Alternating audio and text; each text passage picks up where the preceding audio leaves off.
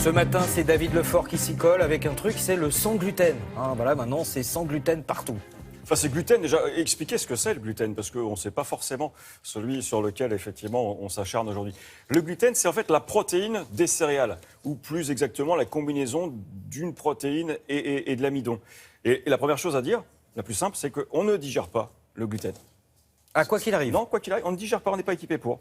Alors pourquoi en retrouve-t-on autant dans notre alimentation, vous allez me dire? Oui. Oui, ben voilà. Mais pourquoi on retrouve tant? Attendez, je vais vous la refaire. Mais pourquoi on retrouve tant autant dans notre alimentation? C'était presque ça. Parce ça a des propriétés remarquables. Regardez par exemple l'élasticité, la malléabilité de la pâte. On le doit au gluten qui est mélangé avec l'eau, offre cette souplesse, cette facilité aussi de travail autant pour l'industrie que pour les artisans ici. Et ce qu'on oublie de dire et ce qu'on ne sait pas forcément, c'est que le gluten, il permet de piéger toutes les petites bulles d'azote qui sont fabriquées comme ça, issues de la fermentation avec la levure. Et c'est ce qui donne cette pâte aussi croustillante, aussi légère. Et c'est pour ça qu'on consomme du gluten, parce qu'on aime le pain qui croustille et qui est léger. Mais je le répète, on ne digère pas, toujours pas, le gluten. C'est assez récent dans notre histoire humaine. L'espèce humaine, entre guillemets, elle a 7 millions d'années. Oui. Ça fait que 10 000 ans qu'on a, on va dire, domestiqué les céréales et le blé notamment. Donc c'est relativement court. Mais on n'a pas d'enzyme pour le digérer, on ne l'assimile pas. Alors pour bon nombre d'entre nous, ça ne pose pas de problème, c'est-à-dire qu'on évacue le gluten sans plus de difficultés. Et qu'est-ce qui a changé en fait? Qu'est-ce qui fait qu'on a une proportion plus importante aujourd'hui et des problèmes commencent à naître par rapport au gluten? C'est que l'industrie agroalimentaire demande des produits calibrés aux céréaliers, donc on produit à peu près tous le même type de céréales avec les mêmes propriétés, et notamment beaucoup de gluten pour faciliter, comme je le disais tout à l'heure, le travail notamment des farines.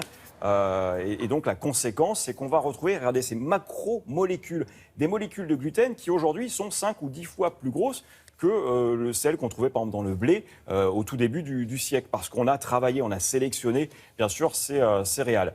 Alors, il y a depuis très longtemps une suspicion sur le gluten. D'ailleurs, c'est un antigène, c'est une sorte d'allergène, on va dire cela comme ça. En tout cas, c'est le système immunitaire qui va réagir lorsque du gluten arrive dans notre estomac. On l'identifie comme n'étant pas quelque chose de comestible, n'étant pas quelque chose non plus appartenant à notre organisme.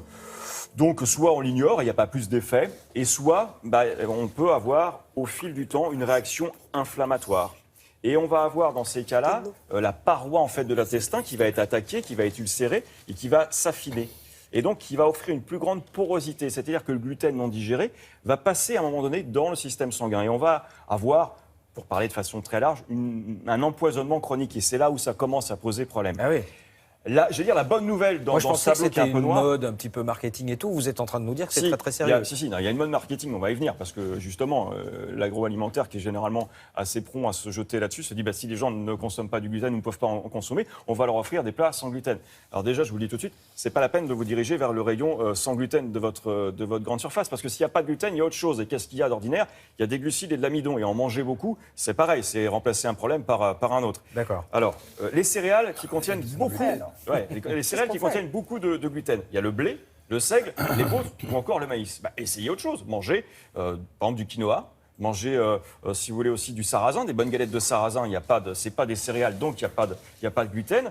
Et puis le riz aussi, voilà, il n'y a pas de gluten. Il faut vraiment varier son alimentation. Mais ce qui est bon de savoir aussi dans ce type de choses, c'est que comme c'est le système immunitaire qui réagit, quand on arrête de manger du gluten, on annihile les effets. Immédiatement. On revient à une position antérieure. Dis donc, magnifique.